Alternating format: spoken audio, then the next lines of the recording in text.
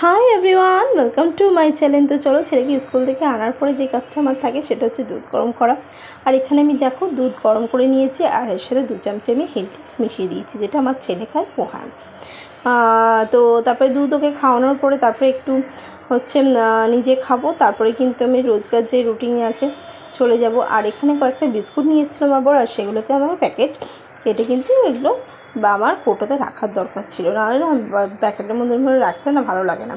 এই কৌটোর মধ্যে দেখো আমি এগুলোকে স্টোর করে রেখে দিচ্ছি। আর আমার এরকম না কাচের জার প্রচুর আছে, বাট ছোটো ছোটো জারগুলো একটু বেশি হয়ে গেছে। আমাকে এবার বিশালে গিয়ে কয়েকটা বড় বড় জার কিনতে হবে, মানে বিস্কুট নানা রকমের বিস্কুট রাখার জন্য, এটা ওটা রাখার জন্য। আর আমার বড় না আমার জন্য অনেক রকমের বিস্কুট নিয়ে আসে বেকারির থেকে। আমি একটু চায়ের সাথে অনেক রকম বিস্কুট খেতে পছন্দ করি। আগে তো প্লাস্টিকের কৌটোতেই রাখতাম, বাট তারপরে কি জানি হঠাৎ করে কি হলো, প্লাস্টিক পুরো বর্জনই করে দিলাম রান্নাঘর থেকে। এখন সমস্ত কিছুই আমি আমার মশলাপাতি থেকে, গোটা মশলা থেকে, গুঁড়ো মশলা থেকে প্রত্যেকটাই কিন্তু আমি এরকম কাচের কন্টেনার করে রাখাটাই বেশি পছন্দ করি। একটু সাবধানে কাজ করতে হয়, তাড়াহুড়ো করে করলেও একটু সাবধানে কাজ করতে হয়। আর এখানে দেখো বরের নিচে একটা বাম্বুটি ছিল, আর অনেক দিন ধরে ভাবছিলাম যে ঘরে রাখবো, তাই দুটো হচ্ছে ডাল এমনি নিয়ে এসেছি খুলে, জানি না হবে কি না, এটা একটু লাগাবো, মাটিতেই লাগাবো। তারপরে কিন্তু আমি কিচেনে চলে গেলাম। কিচেনে গিয়ে কিন্তু চাল এখানে দেখো মেপে নিচ্ছি। আর আমি কাপে করে চালটা মাপি, 3 কাপ চাল মাপলেই আমার হয়ে যায়। দুবেলা মানে একবেলা আমরা খাই, আর রাতে হচ্ছে ছেলে ভাত খায়। তো দেখো চালটাকে করে নেব। আর এখানে বর নিয়ে এসছে মাছ, আর মাছগুলো সব ধুয়ে টুয়ে নেব, মাছের ঝোল করব। আর একটা কিন্তু নতুনত্ব জিনিস করব, সেটাও কিন্তু তোমাদের সাথে শেয়ার করে দেবো। তোমরা কে খাও সেই জিনিসটা আমরা জানি না।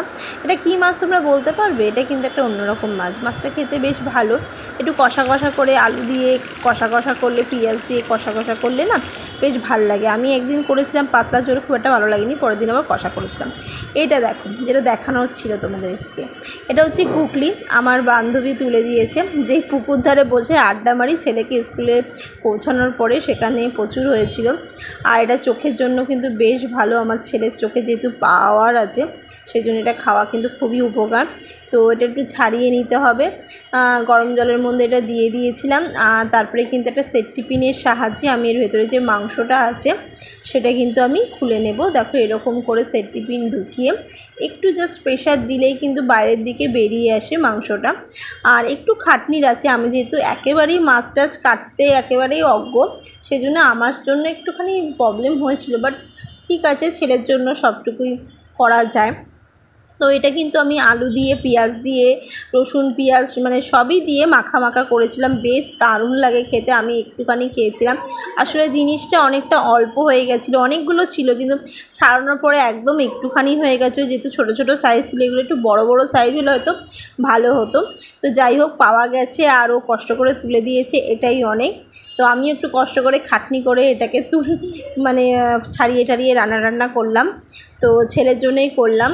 তো আগে যেন তো দমদমে আমাদের পাওয়া যেত, বর মাঝে মাঝে নিয়ে আসতো। দেখো এরকম হয় মাংসগুলো দেখতে, ছোটো ছোটো সাইজ।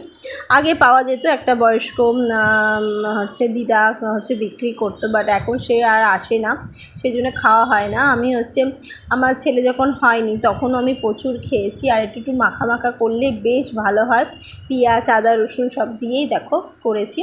আর বেশ খেতেও বেশ সুন্দর হয়েছে। ছেলে কিন্তু ভাত কিন্তু বাবা খাইয়েছিল এটা দিয়ে, আমি ভয় পাচ্ছিলাম যে ও খাবে কি না, কিন্তু বেশ টেস্ট হয়েছিল বলে ও খেয়েও নিয়েছে। দেখতেই পাচ্ছ বেশ ভালো হেলদি, আর এটা কিন্তু খাওয়াও খুব ভালো। তো আজকে ভিডিওটা ভালো লাগলে অবশ্যই বন্ধুরা পাশে থেকেও লাইক করো, শেয়ার করো, টাটা।